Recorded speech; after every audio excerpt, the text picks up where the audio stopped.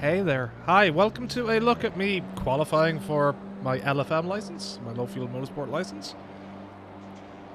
I'm quite slow around setup, so let's just to get it started off with. I'm basically using the aggressive setup, except with decreasing negative toe in the front a bit further. Not going full negative toe. I think I'm running I was running about 5 clicks more negative toe in the front, and still running positive toe in the rear, but down at I think it was 0.04 positive toe in the rear. I didn't bother using any of max negative toe, even though it really helps in the Ferrari anyway with some rotation. But so if you're having trouble with that, especially if you're using a Ferrari, do that. This is quite slow. I will say that I'm also including the lap times in the timestamps down below, so it'll be next to the lap number, and it'll take you to whatever individual lap, and you can see the times. So yeah, this is the Outlap.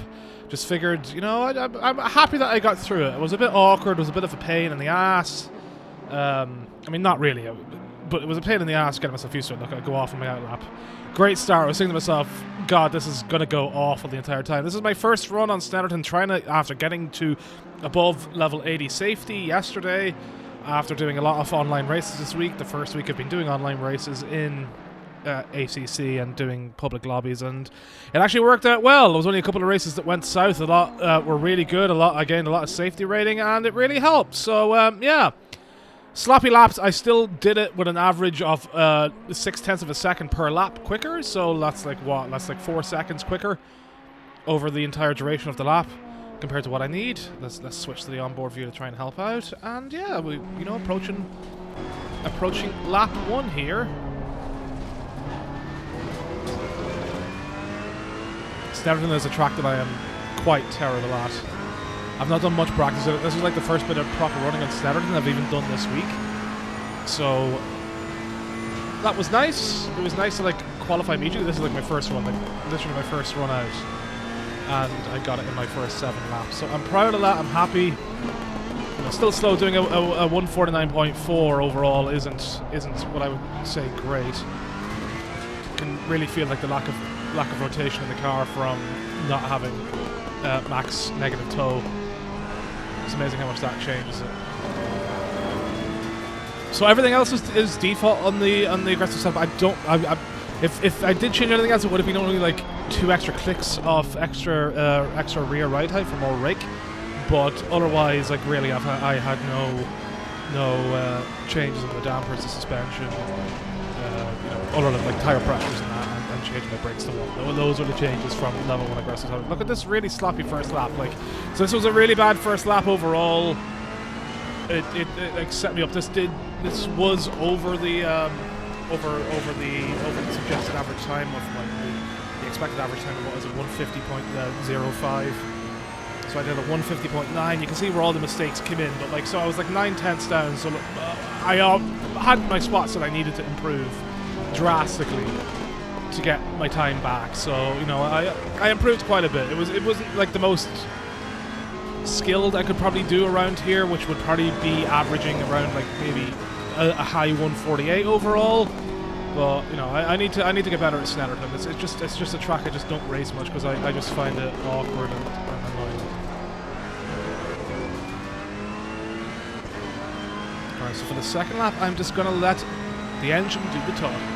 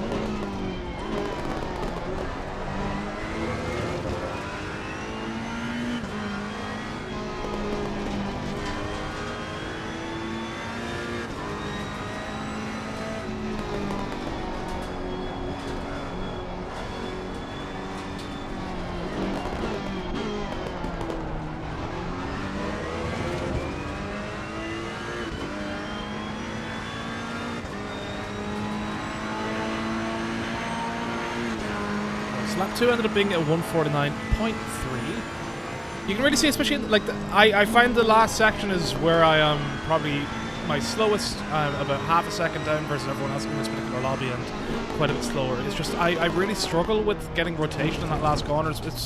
I can see like a lot of it in my inputs. I'm trying to improve a lot better with my little taps on the brakes, or extra little taps while already trail braking in, to try and get more rotation in, and to try and use the pedal better, the accelerator. I'm mashing down a bit too much whenever I shouldn't be, and then whenever I should be mashing down to get more rotation out of the car, I'm also not doing it. So it's where I'm losing a lot of time, other than bad lines. You know, like, there's a lot to work on, but it's a start.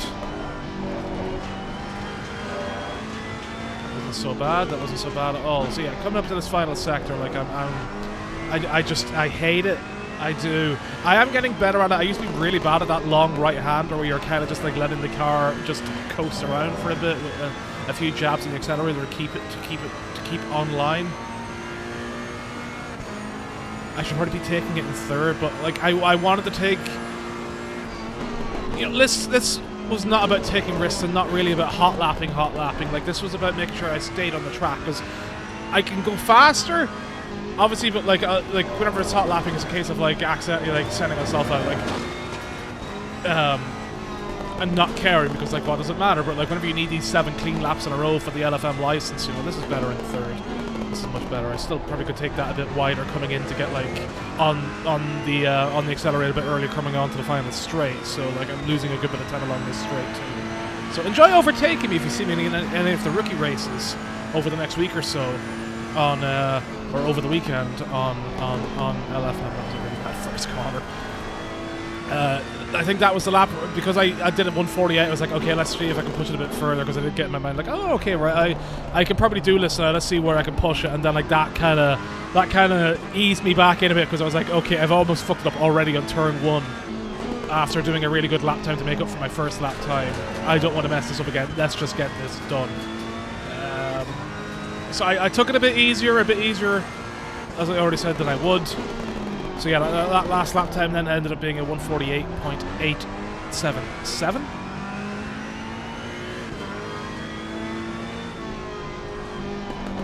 I feel this. I'm really bad at getting the rotation out of to get in the early part, to get the hammer down as quick as I need to as well, to rotate the rear and make sure that I can like keep it full throttle going round to get back onto the main straight. I'm also very afraid of taking the Ferrari and aggressive setup onto that curve, because I feel like I just end up losing the suspension entirely, and it just sends me all over the place. Similar with Zolder. I had a couple of online races with Zolder, and that was a terrible time trying to take the Ferrari around there. Normally I'd use the McLaren or whatever. The Ferrari, just default aggressive setup, does not like that middle chicane on Zolder. I wonder if it's a bit better. I've not really taken the Ferrari much around Imola, so I wonder if it's a bit better for the chicane there. Seems a bit better in like corner entry for angle and taking, but like carry too much initial speed, I guess, for my general setup and my general driving. I ended up fucking up and taking it too easy. So then that lap ended up being a 149.4. So like I'm like in my head like, okay, I'm a couple of seconds ahead now. I can afford to take it a bit easier and still reach Delta time. So, you know, I'm still like in the mindset of like not trying to overly push, not trying to go crazy about it, not to make any mistakes, and if I do make any mistakes, have myself reined in enough that I can still stay on the track and not invalidate a lap. Which is the important thing here once you get the lap down, because I was watching a few of the guys in the lobby after I completed it, waiting for the lobby to finish, just to make sure nothing went wrong with getting the license through, and some guys were very fast, and a few guys did get through, but like it was squeaky bum time where invalidated laps would happen with silly mistakes that wouldn't be needed, especially whenever like they were doing similar times to me without that almost 151 first lap. So like they had like several seconds in the bank. Like one guy messed up on his final lap whenever he could have done like a 156 and still qualified, which really sucks. I felt really bad for him whenever that happened. So, but I was happy to see a few people qualify through. Hopefully the rest that are there do. I know there was only one guy that was like really slow, so hopefully he can get practice up instead. He did do one lap that was like a high 150 at one point, which was nice to see. But yeah, I know this track is going to be a struggle for some people. I think it's easier than Brands Hatch. I think that because Brands Hatch is such a shorter track, there's a lot less room for error for the time that you were given, versus this where, like, I mean, you can see the mistakes I've been making, and I'm still like a good bit under time with only a few clicks here and there from the aggressive setup for the change. But yeah, that still ended up as my fastest time of the day, off a 148.680. So that is the fastest lap out of the way. So now I'm like 3 seconds ahead, 2.53 seconds off the time, even with that 151 to start off with. So like I'm like, yeah, okay, I really just need to keep this on the track, and I can do it with my basic speed. Got a couple of extra seconds in the bank. We're already 5 laps in, so I'm like, yeah, great, we can relax. I could do like 151.5 at this point and still make it through for the 2 laps, but be grand. I'm really bad at braking for that corner too. I don't get like in early enough to ride that curb out to get extra rotation in. If I was using my neg toe and all that, it would probably work a bit better, especially in the Ferrari. The Ferrari just loves the neg toe more than anything. It makes it feel quite good. I took the car around Kyalami earlier. I did like a low 142, which is my quickest time yet. I've been getting very quick at Kyalami compared to what I normally do. So I'm happy with a low 142 there. I'm also doing like 149 race pace at Monza, so I'm happy with that. It's still not as quick as some people I've seen doing like low 148s, which just is insane to me in a few of the online lobbies that I did.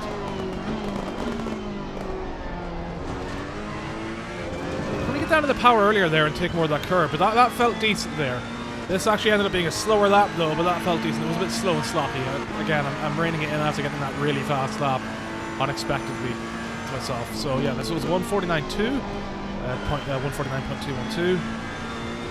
I'm not even taking T1 as aggressive as I could, so I'm probably losing a couple of tenths there because I'm braking about 50 meters too early, I think, or 30 to 50 meters too early every lap.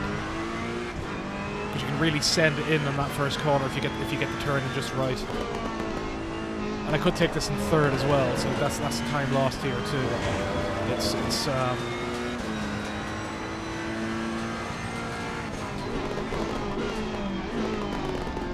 You get like another car that has good, decent rotation with the aggressive setup. Then like I'd say you're pretty much set if you can just nail your lines. You really don't need to be perfect. I mean, obviously, whenever people are doing like 145s and all that, and are they still doing 144s, or was that in old patches? But like 145s doing the rounds and 146s, like, you know, there's a lot of time to be had underneath the power time for getting through.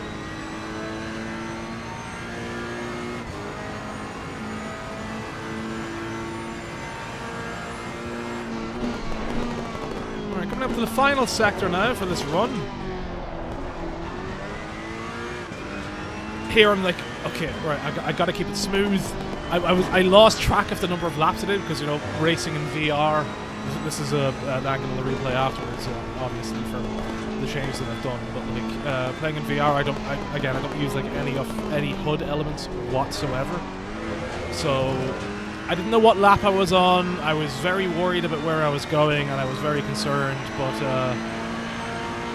I wasn't sure whether I was a lap short or not, so I kept going for another lap. I had enough fuel to go for another lap, so I could have even had lower fuel than I had for more optimum time. That was 149.447, which ended up being around basically what my power time was, of a 149.441. So that was really good. You know, again, I do push it here, being like, okay, do I need another lap? I have the fuel for it. I may as well go. But at this point, I am through. Those are the 7 laps that counted. But it was cool. It was cool. I was happy with it. I was really chuffed. I didn't think I'd get it done like first time through, because I'm used to like maybe doing like a 148, 149, and then dropping down to like a 152 or making a mistake just because the track is a bit of a mess. But I feel like I actually handle the pressure a bit better. It says the guy that got a drive-through after getting pole in a public lobby in Monza earlier on the week. A bit of a sidestep there.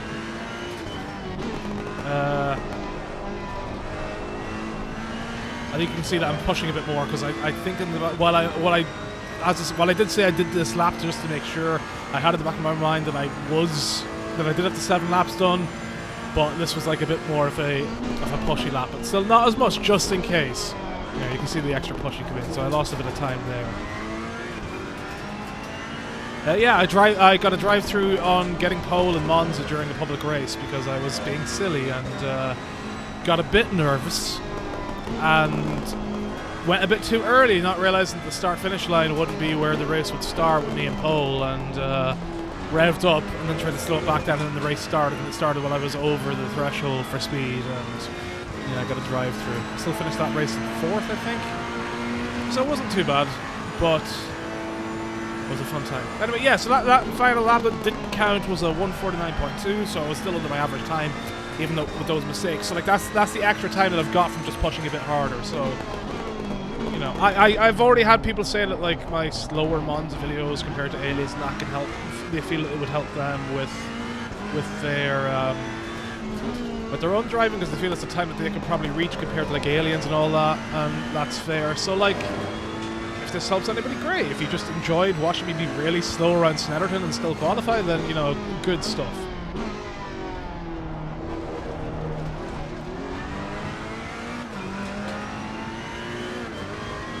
Just waiting for the fuel to die out now. I always appreciate a like and a subscribe, by the way, if you enjoyed the content. Got more GTA 3 run-throughs coming up. Still going through all the GTA games, as well as more ACC and Automobilista at various points, random points. It's not a set schedule, so I know that's a turn-off for some people, so that's fair, but like, I want to like throw up some stuff from the rookie races if I have any interesting rookie races and just don't crash out in LFM that I've qualified. But yeah, out of fuel, we stop and go back to the pits, and yeah, that is it. That is our time going round Snetterton for LFM. It's fun. I really look forward to seeing you on some of the tracks, hopefully. Especially if I can keep getting my speed up. Like, I am getting a lot quicker. I am breaking under the 2-minute mark now on Silverstone, which probably doesn't seem great for some people. They're like, you're really slow. But like I said, so I'm all about that progress. I'm about like 160 hours now in ACC, so like it's getting there. I consistently broke underneath 220 in the Ferrari for default aggressive setup on Spa over the last week as well. So I'm getting there. I am getting there. There's a few tracks that I'm still really slow at. I just I need to get that progress going. So hopefully I can keep more things up to date on here and keep my progress going for my own sake. I've noticed that I've had an issue with my brake where I don't brake as much as I need to. I'm trying to make sure that I push down really hard because I have a T3PA set and it's a bit awkward. Yeah, because I'm using the brake basher mod, but like the little metal bar is kind of cracked a bit and lost a bit of the edge around one of the things, so that came out the other week, so I had to reattach that, and it seems stable, but sometimes I worry about pushing too hard, but obviously I need to push hard to get full brakes, so I'm trying to get that out of my mind, and hopefully I can get like a bit of metal to replace it if it does fully brake. Otherwise I'm going to have to spend the money and get a new pedal set, which is going to be annoying for my terrible play seat Elecantera, I think I had. It's awful. I would not suggest it at all. It's very rickety, but I suppose it's very hard to get a good play seat. Or not play seat.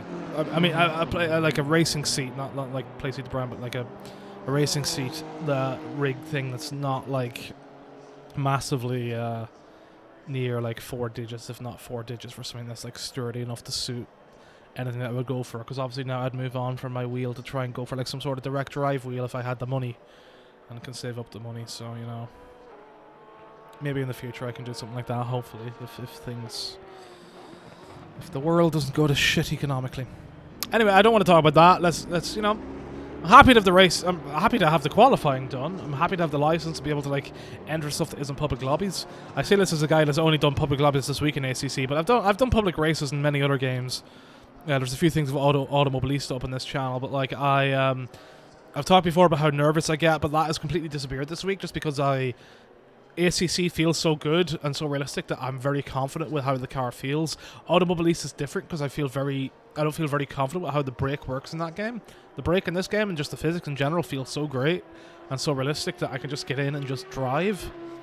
And it's mostly just worrying about other cars that sets me off, but I'm not worried about my own performance or my own lines. I've made mistakes, sure, and I'm learning from them by looking at the replays and all that, but it's